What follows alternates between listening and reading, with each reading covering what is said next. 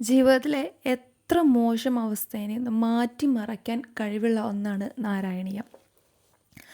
അപ്പോൾ നാരായണീയം നിത്യം ചൊല്ലിക്കഴിഞ്ഞിട്ടുണ്ടെങ്കിൽ, നിത്യം അതിൻ്റെ ദശകങ്ങൾ വായിച്ച് അർത്ഥം മനസ്സിലാക്കി കഴിഞ്ഞെങ്കിൽ നമ്മുടെ ജീവിതത്തിലേക്ക് ആഗ്രഹിക്കുന്ന കാര്യങ്ങളെല്ലാം വന്നു ചേരും. കടബാധ്യതകൾ നീങ്ങും, അതുപോലെ തന്നെ ആഗ്രഹിക്കുന്ന വിവാഹം നടക്കും,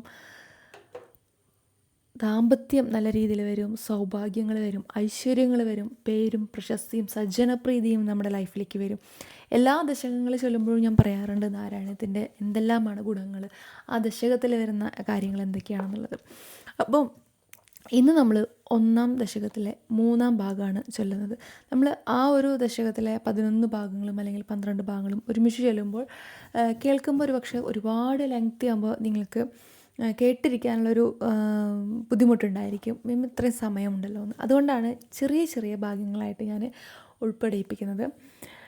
ഇതിൽ 1-ാമത്തെ ദശകം എന്ന് വെച്ചിട്ടുണ്ടെങ്കിൽ നമ്മൾ ഭഗവാനെ ഏറ്റവും അധികം ആരാധിക്കുകയാണ് ചെയ്യുന്നത്, വർണ്ണിച്ചുകൊണ്ട് ആരാധിക്കുകയാണ് ചെയ്യുന്നത്. അപ്പോൾ ആ ഒരു ഭാഗത്തിലെ 3-ാം ഭാഗത്തിലെ അർത്ഥം എങ്ങനെയാണ് വരുന്നതെന്ന് നമുക്ക് നോക്കാം. രജസ്, തമസ് എന്നീ 2 ഗുണങ്ങളോട് കലരാതെ നിർമ്മലമായ സദ്ഗുണത്തിൽ നിന്നു സംജാതമായ പഞ്ചഭൂതഗണങ്ങളാണ് ഭഗവാന്റെ ശരീരമെന്ന വ്യാസവചനം പല പുരാണങ്ങളിലും പ്രഖ്യാതമായിരിക്കുന്നു. പരിശുദ്ധിയിൽ യാതൊരു മറവുമില്ലാതെ ആനന്ദ നിർഭരമായ ഹൃദയത്തിൽ ആ പുണ്യവിഗ്രഹം പ്രതിബിംബിക്കുമ്പോൾ അതിനെ ശ്രവിക്കാനും ധ്യാനിക്കാനും ആഹ്ലാദമുണ്ടാകുന്നു. അതോടൊപ്പം അനായാസം ചിത്തത്തിൽ ഗ്രഹിക്കാൻ കഴിയുകയും ചെയ്യുന്നു. അങ്ങയുടെ ആ നിർമ്മലമൂർത്തിയിൽ ധ്യാൻമാക്കൾ രമിച്ചു ജീവിക്കുന്നു.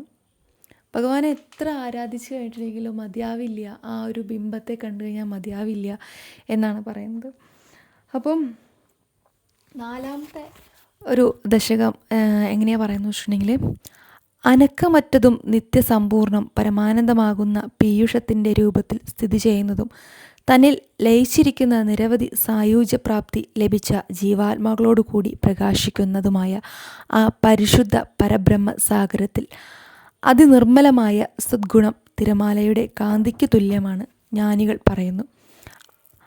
അങ്ങനെയുള്ള സദ്ഗുണാത്മാവായ അങ്ങ് നിഷ്കളങ്കനാകുന്നു. ഹേ വിഷ്ണുവേ, അങ്ങയുടെ അംശങ്ങളായ അവതാരങ്ങളെ സംബന്ധിച്ചു മാത്രം കലകളോട് കൂടിയവനെ വാക്ക് ശരിയാകുന്നു. നമ്മൾ ആഗ്രഹിക്കുന്ന കാര്യം എന്തു തന്നെയാണെങ്കിലും ജീവിതത്തിലുള്ള വളരെയധികം വലിയ വലിയ മാറ്റങ്ങൾ വരാനായിട്ട് നാരായണീയം ജപിക്കുന്നത് വഴി നമുക്ക് സാധിക്കും. അപ്പോൾ നമുക്ക് അടുത്ത ദശകത്തിൽ വീണ്ടും കാണാം. നന്ദി, നമസ്കാരം.